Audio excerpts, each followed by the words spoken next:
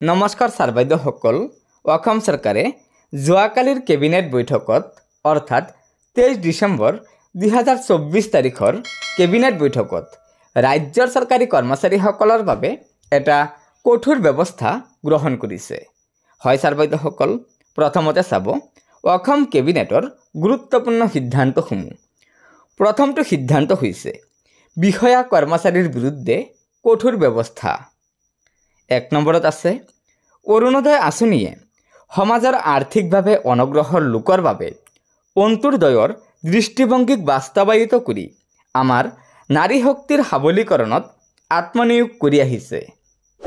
2 নম্বৰত কৈছে আভ্যন্তৰীণ পৰ্যালোচনাত ৰাজ্যৰ মুঠ 683 গৰাকী চৰকাৰী কৰ্মচাৰীয়ে অৰুণোদয়ৰ অবৈধ সুবিধা গ্ৰহণ কৰা দৃষ্টিগোচৰ হৈছে। 3 নম্বৰত কৈছে অবৈধভাৱে অৰুণোদয়ৰ সুবিধা লোৱাৰ বাবে 683 গৰাকী চৰকাৰী কৰ্মচাৰীক বিভাগীয় তদন্ত আৰম্ভ কৰা আৰু কাৰণ দৰ্শোৱাৰ জাননী জাৰি কৰাত কেবিনেটে আজি অনুমোদন জনাইছে। গতিকে ছাৰ বাইদেউসকল, আপোনালোকে নিশ্চয় জানিব পাৰিলে যে ৰাজ্যৰ মুঠ 683 গৰাকী চৰকাৰী কৰ্মচাৰীয়ে অবৈধভাৱে অৰুণোদয় আঁচনিৰ সুবিধা লাভ কৰি আছে আৰু এই বিষয়টো অসম চৰকাৰৰ দৃষ্টিগোচৰ হৈছে।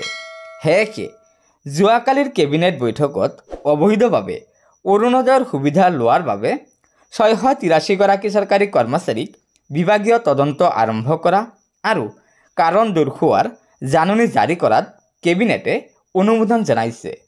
গতিকে ছাৰ বাইদেউসকল, এয়া নিশ্চয় ৰাজ্যৰ 683 গৰাকী চৰকাৰী কৰ্মচাৰীৰ বাবে ৰাজ্য চৰকাৰে এটা কঠোৰ ব্যৱস্থা গ্ৰহণ কৰিছে, যাৰ দ্বাৰা এইসকল চৰকাৰী কৰ্মচাৰী বিপদত পৰিব। গতিকে ছাৰ বাইদেউসকল, লগৰ বন্ধুবৰ্গক এই ভিডিঅ'টো শ্বেয়াৰ কৰি আজিৰ এই গুৰুত্বপূৰ্ণ খবৰটো জনাই দিব আৰু নতুনকৈ অহা ছাৰ বাইদেউসকলে অনুগ্ৰহ কৰি আমাৰ এই চেনেলটো ছাবস্ক্ৰাইব কৰি ল'ব। ধন্যবাদ। জয় আই অসম।